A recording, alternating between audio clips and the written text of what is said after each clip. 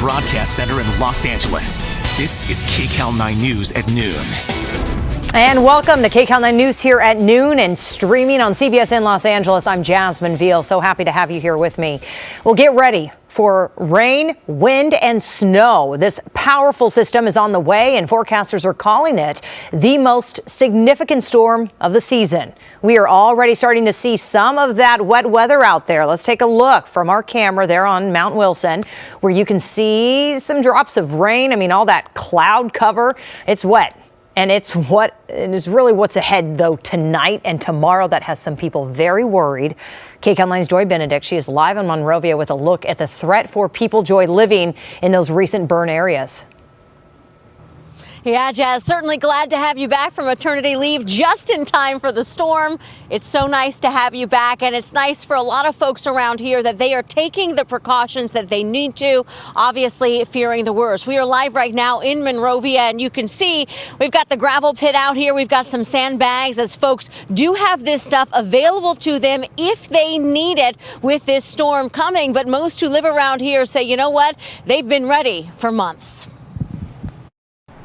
It is the calm before the storm, as K-rails line Cloverleaf Canyon where the burn scar from the Bobcat fire is a little too close for comfort. And they're going to stay put, I think, indefinitely, and for, there's really no insight, which is good, just in case. Just in case the rains fall too quickly for the bare hillside above to absorb the water. There's some excitement with it because we need it terribly, but then there's also the concern of, after the Bobcat fire last year, we're all still kind of like, when rain comes, is it going to cause some... There are certainly mixed feelings all over the foothills as those who survived the fires in recent years now must fear the rain and mud. Hopefully, the area had some time to heal a little bit before this comes. The Bobcat fire tore through this area last fall, scorching more than 115,000 acres of land and claiming 87 homes in its path. The K-rails came shortly after, and every time it's rained since, neighbors brace for the worst, as each storm comes with predictions. We don't think it's going to happen, it happens, and vice versa. So the LA County Fire Department is cautioning everyone around this burn scar and others to not let their guard down. Yeah, you're going to see extra resources, personnel and equipment in the form of patrols in and around some of those burn scar areas. And should the need arise to evacuate, have things in place, be prepared, and be ready to move out quickly. But for now, it's just closure signs and waiting, while watching the sky, hoping the storm gives us enough water to help, but not too much to hurt. Keep it healthy and green, so that it can, it has the energy to grow back like we want it to. Now, it's important to remember that you don't have to live in the foothills to be concerned about this rainfall. When you have this much rain and possibly in a short amount of time, you're going to see minor street flooding. You could see major street flooding.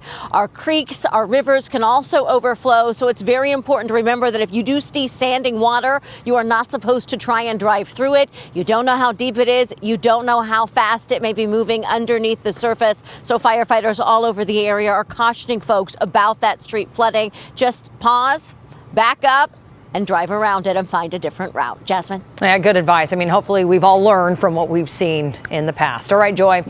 This storm that is heading this way hit the Bay Area last night. Take a look. The atmospheric river.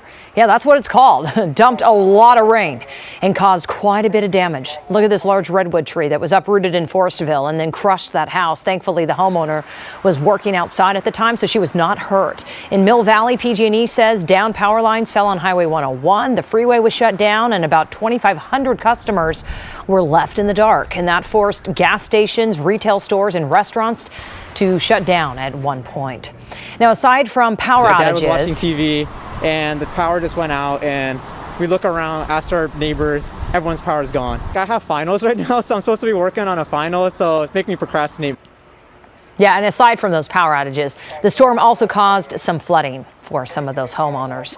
Okay, this just coming in off of our feed. You have blowing Tahoe snow. Look at that. Finally, that dose of winter for them. And I know this came just in time. I think 3 Lake Tahoe area ski resorts opened just over the weekend, so they are welcoming this storm, of course. And, if you're brave enough, I guess you might head out there, but those conditions can be kind of dangerous for any skiers and snowboarders. And hopefully you're just hunkered down at home up there in beautiful Lake Tahoe, where my sister and her husband live. So they're enjoying it as well. Markina, let's go to you, because you were talking about this radar, and you know, we're seeing the snow here. We're finally getting some action. Yeah, you know, as much as we fret about the first significant winter storm of the season, we always get what we need, right? We just don't need too much rain at one time, but we want the snow. We need the rain. This is a beautiful look at Lake Tahoe. In terms of what's going on across the country, we're pretty much the only game in town. Everybody else is quiet, and it's about time, right? It's about time that we get into some rain, and we are going to see that mainly as we head into the overnight tonight. What we are seeing at this hour is just clouds. We're feeling cooler temperatures, a few sprinkles here and there. Prefrontal rain is something we are going to continue to get as we head toward the afternoon today and into the evening. So let's talk about the rain first. I want to track it for you hour by hour as we head toward later on this afternoon. As I said, just a little bit of rain here and there. The rain will slowly but surely increase from north to south as we go through the afternoon and evening. As we head toward 1 and 2 o'clock, you'll start to see that start to pick up. It is the overnight when you'll start to see the moderate and heavy rain start to sneak into the viewing area, right? Santa Clarita, LA, will start to see the colors. That lets us know that not only will we start to see the heavy rain, but also we'll start to get into the mountain snow here, right? And then that system quickly gets out of here. Not going to be anything we're going to be talking about really as we head toward Wednesday in terms of how much we're going to see rain-wise. Between 1 to 3 inches, as you can see by the time it's all said and done, 1 to 3 inches at the most, all right? Then we talk about the cold. We talk about the winds. We look at Big Bear, for example, 46 degrees, sunny, cold, but a little gusty with winds moving at about 20 miles an hour. We get a wider scope of what's happening wind-wise. Not a big deal, but those two will pick up as this system approaches. Let's time that out for you. Hour by hour, here we go. We could see the rain coming in here and really progressing with the wind. Winds gusting up to about 40, 41 miles an hour in Big Bear. Parts of the metro will start to see those winds gust. So you see the waves of color coming in with the wind. That is the gusts that will be coming as well. Then we talk about the cold. You're already feeling the difference. Everybody is somewhat colder right now than they were 24 hours ago. So no surprise, we've got wind advisories, high wind warnings, winter storm warnings, and flood watches that are in effect as this system approaches. Temperature-wise, obviously below average. We've got numbers that'll be in the 50s and 60s over the next couple of days, but drying out and warming as we get toward the end of the week and into the weekend. Inland Empire, 59 degrees today, 51 for the high desert. We'll watch out for the rain to be ending as we head toward Tuesday afternoon, Tuesday evening. Then we see a completely different weather forecast here. It'll be feeling like winter, but not necessarily looking like it, because we break out into the sun as we head toward the end of the week. That's a look at the forecast for you. We'll send it back to you. A little treat waiting for us. Okay, Markina, thanks so much. Remember to stay with KCAL 9 News and our sister station, that's CBS 2, for the latest on this incoming storm. We have you covered. We're going to be starting at 4 a.m. 4 a.m. tomorrow on CBS 2 with that live team coverage. You can also just simply download our CBS LA app for all the weather updates and so much more. Get the CBS Los Angeles app on any device. Local news, sports, weather, video on demand, and CBS in LA, all in just one tap. Download now.